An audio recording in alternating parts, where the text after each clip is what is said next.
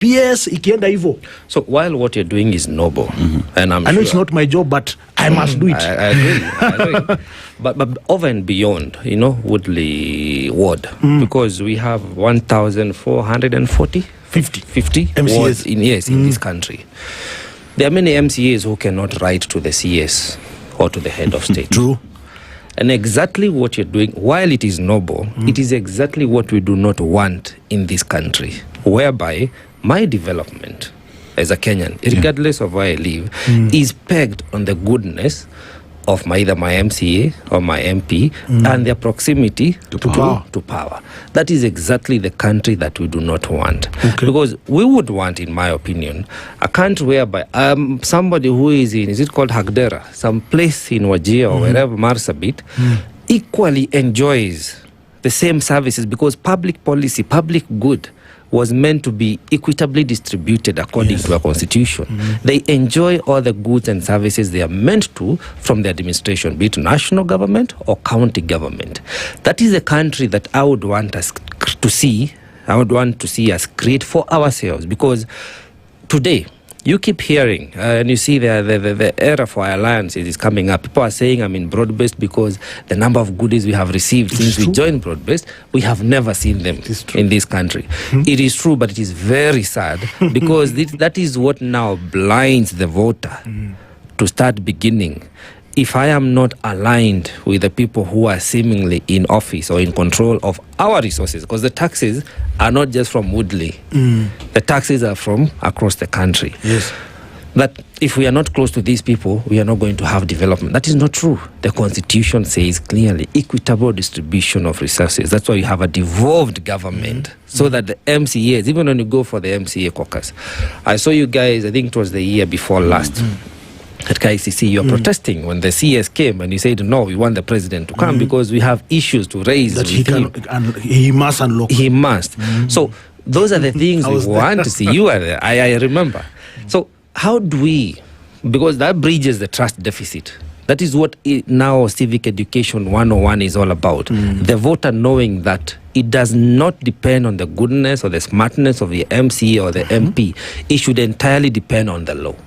Correct. So you are right, in theory, that's how it should work. And to achieve this, in theory, we need now to strengthen our institutions such that roads are built regardless of whether the governor wants them to be built or not.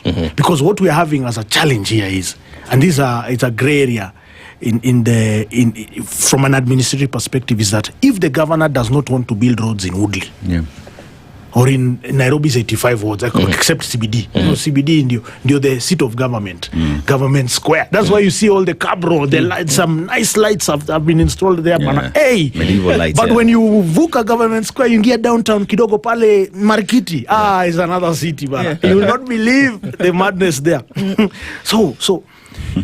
We are for me, I'm struggling. I even did a motion on this matter that passed, I think, 1 week or 2 weeks ago, where we're saying all pending bills must be paid, regardless of whether this MCA whose ward has a pending bill is bending the knee in the office of the governor, saying allegiance, siku zote. Or not, and I work to say to work. So that's what we want, because the PFM Act talks about a predictable payment system, a transparent payment system. In basic accounting, there's FIFO, first in, first out, meaning the first invoice raised is the first one that should be paid. But currently it's not, because there's so much human intervention. So the question I think you're asking is, how do we get out of that? I don't know how we need to do, but we need to consult more from a legal perspective and lock it down in law, such that we deny the county executive the power to circumvent. So in my motion, we've given the county executive 90 days to give us a payment plan and to tell us the order in which this is going to work and why, the criteria. Like, how do you decide to pay this warrior but not this Luo? Because that's what's happening in Nairobi. The only people being paid in Nairobi County are Somalis. And I'm not tribal or divisive. It's the truth. I have Somali friends who do business with Nairobi County. One was paid 21.9 million, another one was paid 10 million in 1 week. Yet we have others from other African tribes who are not being paid. Why? I'm asking very deliberate questions because I have facts. It cannot be that when you look at an entire work plan, it is businesses owned by a certain community that are being paid. The wrong stuff. That's not how it should be working as well. Right. Now, so how do we get this to be corrected? Because the power currently as is in the hands of the CFO. That's the chief officer, the officer in charge of finance, and the office of the governor. And then the governor has his guys, his cronies now in the Riverside office, who now decide, haya, sasa hapa weka ya huyu